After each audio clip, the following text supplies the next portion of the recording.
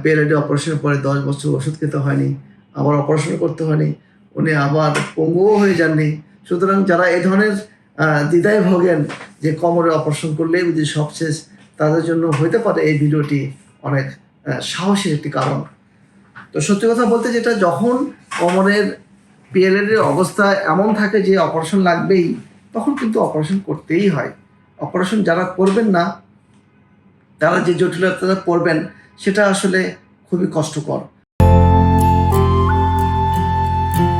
আসসালামু আলাইকুম। PLID operation করলে কতদিন ভালো থাকা যায়?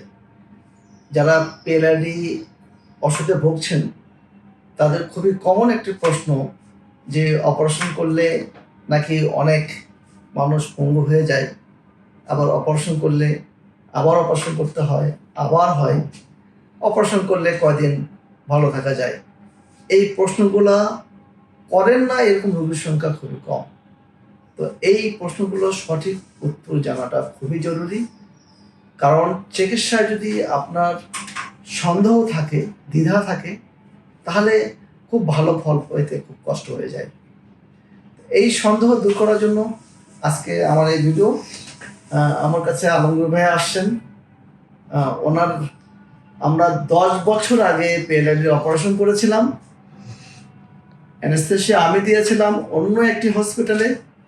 ওনার ফাইল ঘেটে আমি দেখি যে অজ্ঞানের ডাক্তার হিসেবে আমি ছিলাম। এটা উনিও ভুলে গেছে, আমিও ভুলে গেছি। তো 10 বছর পরে ওনার অবস্থাটা এখন কেমন, এটা শেয়ার করার জন্য একটু উৎসাহ হলো, তাই আজকে ভিডিওটা করছি। ওনার যেটা সমস্যা ছিল সেটা হচ্ছে যে এটা 14 সালের এমআরআই। 14 সালের এমআরআই।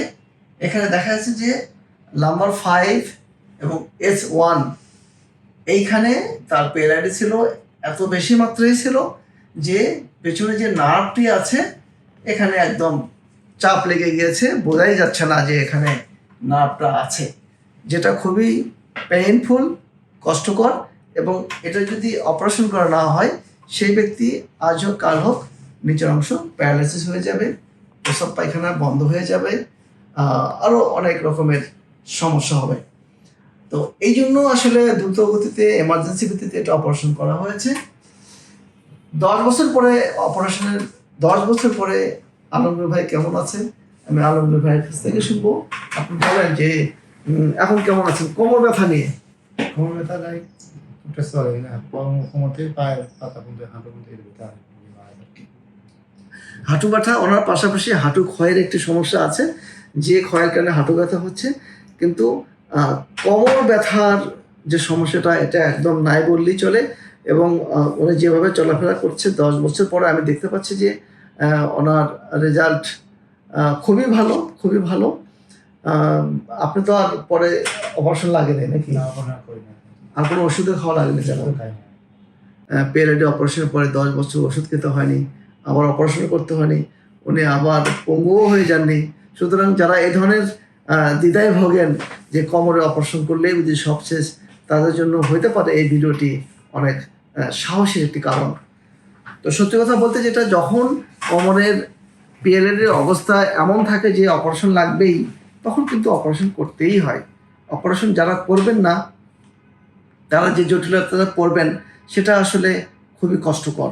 সুতরাং একজন দক্ষ সার্জন বা আমাদের মতো যারা পেইন ফিজিশিয়ান আছেন, আমরা যখন বলবো যে আপনি অপারেশন করে ফেলেন, তখন অবশ্যই অপারেশনের সিদ্ধান্ত নিতে কোনো দ্বিধা করা উচিত না। অপারেশন করে ফেলবেন, কারণ অপারেশনই সবচেয়ে ভালো চিকিৎসার জন্যই কিন্তু আমরা তখন অপারেশন কথা বলে থাকি।